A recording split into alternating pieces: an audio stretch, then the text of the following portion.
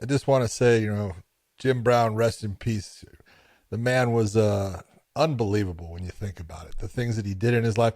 Do you realize that he retired when he was 30 years That's old crazy. from the NFL after 9 seasons? 30 years old. I'm done. That's Barry And he's Sanders. still considered one of the best running backs ever and stuff. Barry Sanders, I 30 got years to, old. it's fucking crazy. Yeah. But I got to know Jim based kind of on the UFC, but kind of not. Because when I went to work for LAPD, I went to what was called Southwest Division first, and then 77th for a short stint, and then they put you on what's called the wheel, and they sent me to Hollywood Division. And when I got to the Hollywood Division, a lot of the guys I had no idea who they were, but they say, "Oh, you're a big guy. He says, yeah, you'll be going to gyms." Right? I'm like, what are they fucking talking about? Right? And that's all they kept saying. You'll be going to gyms. They're going to send you to gyms. And so Jim Brown was known to have these parties. And so, yep, it wouldn't be sent from downtown like a normal call. It would come from the lieutenant's office of the station that you're at, Hollywood Division. And he would, call you in, say, "Hey, I need you to go. There's this complaint here." Boom. And so I ended up, the first time I went up there, I drive up to his house, right? And I have a partner and stuff. And I said, need to speak with the owner of the house, right? And it's a party complaint, right? He comes out. Josh, he is dressed in a white suit, no shirt, gold medallion on his, big old chain and gold medallion hanging down, right? And this is Jim Brown. And I'm kind of like, damn, it's Jim Brown, right? So, I try to be as respectful as I can to him, and stuff. And he looks at me, he says, "Well, you're a big cornfed boy, aren't you?" Right? I go, "I don't eat much corn, but Mr. Brown, I'm not saying you're doing anything wrong. You have some neighbors that are complaining. All I'm saying is just try to lower it down a little bit if you can. That way, I can say that I've been up here, I've talked to you." And he says, "Yeah, no problem." So he says, "You take a look," right? He kind of shows me around, his place and stuff, right? And he's got all these women and stuff. He's a pure pimp, man. He was pimping like a big dog, right?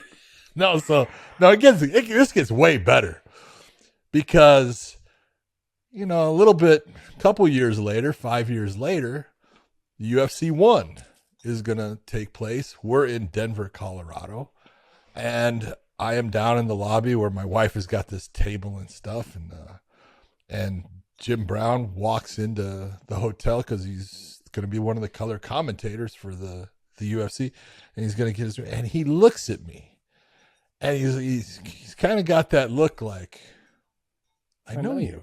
Yeah. Yeah. Hey, and I kind of look over at him and give him a little nod, right? And he goes like, gives him a little finger point, like, that was it, right? No big deal. And so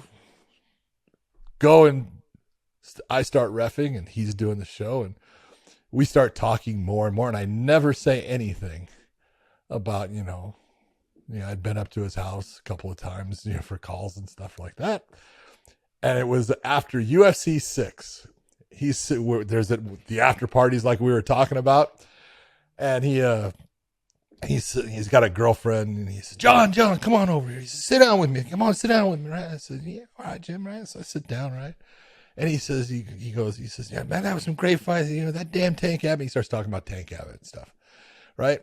And then he comes up with, he goes, "I would swear on my life that I've known you before this." Right? And I go, "Well, you kind of did." Yeah. He goes, "All right, where?" And I go, "Well, Jim, you live at," and I go, "Blah, blah, blah, blah," and I put out his address, right? Sunset Plaza Drive was the street he's on, right? And he goes, how do you know that?" I said, "Remember that big corn-fed white boy would come up in the police uniform and tell you to kind of hold it?" He goes, "Motherfucker." Right? And I go, "Yep, that was me." He goes, "Well, I gotta tell you, you know what? You handled it the right way." He goes, "I was always impressed because you were very respectful." I said, "Well, I appreciate that." And then we went on from there. But he had no idea that I was that police officer. Yep. How do you mistake you though? At that time in your the early UFCs, you were big. You were really big. Yeah. Fucking Yeah, your but arms. dude, he sees big people all the time. You know, the problem was he had beat the shit out of a couple of LA coppers because things they wanted him to do something. He said, I ain't fucking doing it. Oh, Thumped geez. him. So then, you know, but he was always a great guy. Always, you know, even when I was the police officer, he was super, you know, straight, you know, talk to you good. But when I got to know him with the UFC, just a pleasure to be around. You know, he really just cared about other people and wanted people to have a good life, do things right, be smart about the way they did things. He helped a lot of kids, man. He helped a lot of people. So activist in a lot of ways, you know, stood up for himself, was always a man's man. I really, I appreciate the fact that he lived a great life, a long life, and he deserves the respect that people give him because he was special. 100% agree. Okay.